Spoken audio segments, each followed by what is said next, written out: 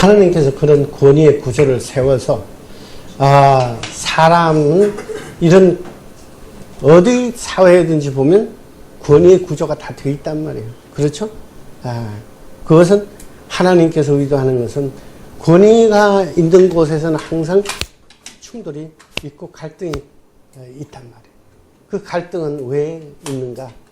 그 갈등을 통해서 우리가 비둘기같이 온유해지고 또 지혜로워지고 함으로써 우리가 내적으로 점점 성화되는 데 하나님의 목적이 있다. 이 생각을 하게 되면 여태까지 왼수 같고 하던 아주 정말 보기도 싫은 나의 상사나 아주 잔소리꾼으로 보이는 나의 남편이 오히려 감사하게 될 수가 있을 거라.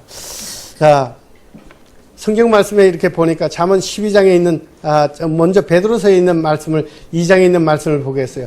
사환들아 범사에 두려워함으로 주인들에게 순종하되 선하고 관용하던 자들에게만 아니라 또한 까다로운 자들에게도 그렇게 하라 그랬어요. 부당하게 고난을 받아도 하나님을 생각함으로써 슬픔을 참으면 이는 아름다우나 죄가 있어서 매를 맞고 참으면 무슨 칭찬이 있겠는가. 그러니까 자기가 잘못이 있어가지고 맞는 것보다는 오히려 선을 행함으로써 고난을 받고 참으면 이는 하나님 앞에 더 아름다우니라. 이를 위해서 너희가 부르심을 받았으니 그리스도도 너희를 위하여 고난을 받으사. 우리의 그리스도께서 잘못이 없음에도 불구하고 십자가에서 고통을 받은 것은 바로 하나님의 뜻대로 되기 위해서 하나님의 아들로서의 모든 본분을 다 지킨 것을 알 수가 있어요. 그래서 잠언 12장에 있는 말씀은 도가니는 은을 풀무는 금을 연단하거니와 여호와는 마음을 연단하느니라 그랬어요. 여기서 연단이 뭔지 아세요? 연단의 뜻이 연단이라는 것은 뭐예요? 훈련되는 거죠. 근데 뭐를 훈련하는 거예요? 영어로 볼 것 같으면 연단이 무슨 훈련이냐 그러면 character, 우리의 품성을 세워준다. 이 뜻으로 영어로 되어 가지고 있습니다. 그러니까 궁극적으로 볼 때 하나님께서는 우리의 품성 개발에 관심을 가지고 계신 거예요. 그 우리의 품성을 그리스도 같은 장성한 분량으로 이루기 위해서는 때때로 우리에게 까다로운 사람을 갖다가 사용하신다 이게. 여러분 요셉의 얘기를 한번 생각해 보세요. 자기 형제들이 노예로 어떻게 그렇게 팔아먹습니까? 얼마나 부당하다고 생각했을 거예요. 옥에도 갇히기도 했지만 그러나 이러한 경험은 하나님의 그 교육의 현장과 같이 요셉으로 하여금 하나님의 목적을 이루는 하나의 과정 속에서 있다는 사실을 우리는 다시 한번 기억해야 될 거예요. 그렇기 때문에 청소년기에 이런 품성 훈련을 받지 않으면 나중에 성인이 되었을 때 정말 올바른 대처를 하기가 힘든 거예요. 그래서 우리가 살아나가면서 우리의 그 사회에서 우리의 부모의 권위 속에서 우리 선생님의 권위 속에서 자기의 권위 위에 있는 사람에게 우리는 순종하는 법을 배움으로 인해서 점점 우리가 다시 말해서 우리 품성이 개발돼야 나중에 이 세상을 갖다가 제대로 이겨나갈 수가 있는 거예요. 왜 그런가? 우리는 부모의 권위 안에 들어가고요. 아내는 남편의 권위 안에 들어가는 것이 하나님의 법칙이에요. 왜냐하면 그렇게 되면 평안을 얻게 되는 거예요. 성도는 영적인 지도자의 권위 안에 들어가야 되는 거예요. 직장에서는 상사의 권위 안에 들어가야 되는 거예요. 만약에 이명박 대통령이 현대에 있을 때에 누구예요? 그 정주영 사장에게 그 권위 속에 들어가지 않았다고 하면 그분이 현대에서 그렇게 아주 성공할 수가 있었겠는가.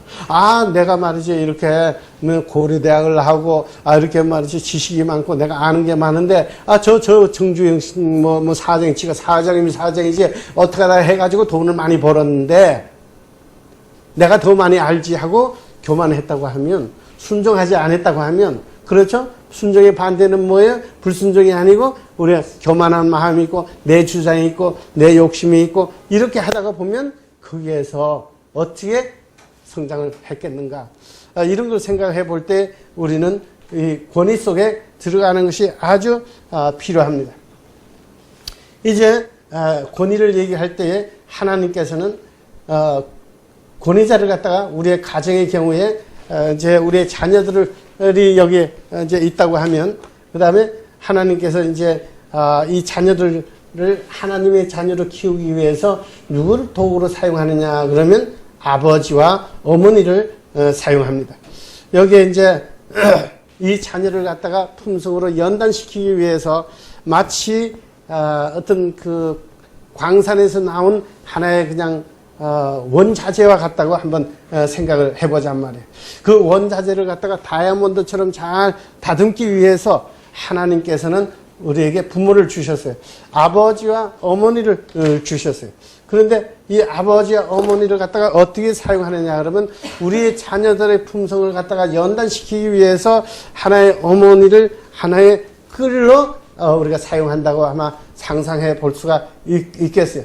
그리고 아버지를 어떻게 망치로 도구로 사용을 해서 위에서 내리치는 거예요. 지금 이 장면은 뭐 이 아버지와 어머니의 부부 관계를 지금 놓고 서로 싸운다는 그런 뜻이 아닙니다. 이것은 우리의 자녀를 갖다가 연단시키기 위해서 아버지를 또 사용하고 또 어머니를 해서 이렇게 아주 압력을 강해서 뭐가 난 데를 갖다가 우리의 성질을 갖다가 이렇게 다듬고 저렇게 다듬는다는 이제 그런 상징이에요. 그렇게 할 때에 너무너무 아프니까 그렇죠? 망치로 우리를 갖다가 하니까 이 자녀들은 어떻게 해요? 엄마 이거 너무 아파. 그냥 너무 힘들어. 너무 잔소리가 많아. 그리고 나한테 압력을 주지 말라. 그러면서 이제 반항이 나오기 시작을 하는 거예요. 그러면서 오히려 부모에게 그 압력을 갖다가 도로 되돌리려고 그러는 거예요. 잠언에 있는 이제 말씀이나 이런 것을 이제 우리가 쭉 볼 것 같으면 반항이라는 것은 뭐냐 하면 내가 하고 싶은 것을 내가 하겠다. 아니면 내가 최종적인 결정을 내리겠다. 나에게 어떤 권한이 있다. 나에게 자유가 있다. 그런 의미를 가지고 있죠. 그런데 여러분 성경의 말씀을 볼 것 같으면 루시퍼가 죄를 지을 때 어떻게 했어요? 바로 그런 식으로 해가지고 하나님에게 반역을 했단 말이에요. 성경을 볼 것 같으면 하나님 위에 올라가려고 하지 않았어요. 하나님과 같은 그런 권위를 가지려고 했지 하나님이 없다고 하지도 않았단 말이에요. 그는 단순히 자기는 하나님과 같은 위치에 하나님처럼 되고 싶다 그랬어요. 그래서 하나님과 같은 동일한 수준에 있고 싶어 한 거예요. 이것이 오늘 우리 이 시대의 반역이고 반항이다. 사탄이 아담과 하와에게 준 유혹이 바로 우리에게 반역할 수 있는 그런 마음을 주었어요. 그러니까 네가 바로 이 선악과를 갖다가 먹으면 하나님처럼 될 것이다 그랬거든요. 하나님보다도 더 높이 될 것이다 그러지 않아하고 하나님처럼 된다고 했으니까 하나님과 동일한 권위가 있게 된다. 그러면 우리가 이때에 항상 우리의 자녀들이 항상 부모와 같은 그런 권위에 서게 되는 거예요. 여러분이 직장에서도 생각을 해보세요. 나하고 같은 과장급에 있어 보세요. 어떻게 되는가. 같은 동급에 있게 되면 너도 과장이고 나도 과장인데 하면서 충돌이 오히려 생기게 되는 거예요. 그러므로 인해서 책임의 한계가 분명하지가 않은 거예요. 하나님의 이 책임의 권위 속으로 우리를 갖다가 집어넣어서 움직여 나가는 거예요. 이 책임의 구조 속에서 들어가지 않고 하게 되면 항상 문제가 생긴다 이 말이에요. 그래서 우리는 가정이라는 어떤 책임의 권한이 있고 교회라는 어떤 구조가 있고 또 어떤 직장이라는 관할권이 있고 정부라는 그런 관할권이 있는데 그럴 때에 누가 어느 관할권에 책임을 지고 있는 사람인지를 갖다가 우리가 잘 분별해서 거기에 따르는 것이 하나님의 법칙이다 이렇게 생각할 수가 있을 거예요. 그렇기 때문에 아까 뭐라 그랬어요? 자녀는 어떻게 들어가요? 부모의 권위 속에 들어가야 되는 거예요. 아내는 남편의 권위에 들어가는 거예요. 성도는 영적인 권위에 들어가고 직원은 상사의 권위에 들어가게 되면 거기에는 불협화음이나 어떤 갈등이나 어떤 싸움이 있을 수가 없는 거예요. 이 자녀가 이제 이렇게 여러 가지 모난 성격과 이런 것을 갖다가 점점점 따듬기 위해서 위에서 망치질을 하고 끌로 칠 때에 뭐냐면 다이아몬드와 같은 그런 하나님의 자녀로 만들기 위한 거예요. 그런데 우리의 10대는 그걸 잘 알지 못해요. 그저 내가 당장 받는 그런 힘든 거, 고통 그런 걸 하면서 내 자신이 그냥 내 마음대로 하고 싶다는 그런 생각을 가지고 있는 거예요. 그런데 이제 이렇게 하다 보면 반항을 하다가 뭐라고 얘기하냐 그러면 그냥 나는 그냥 도저히 우리 그냥 부모 때문에 도저히 내가 참을 수가 없어. 그럼 그렇게 얘기를 할 거예요. 그러면 참을 수 없으면 네가 뭐 할래 그러는 거야. 그러면 뭐라 그러냐면 나 군대나 들어가 버려야겠다고 그러는 거야. 그런데 군대를 들어가는데 주로 이제 어느 군대를 들어가는지 알아요? 해병대로 주로 많이 들어가요. 근데 해병대로 들어가게 되면 어떤 결과가 일어나요?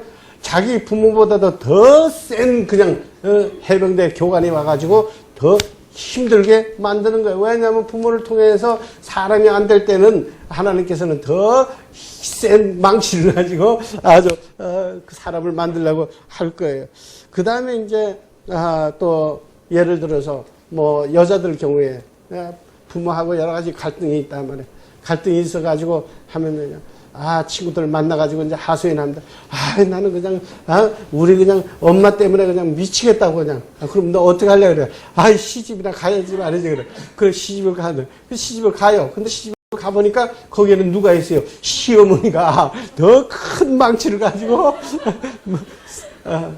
사람을 만들려고 하는 그런 이제 이 얘기를 우리가 한번 상상해 볼 수가 있어요.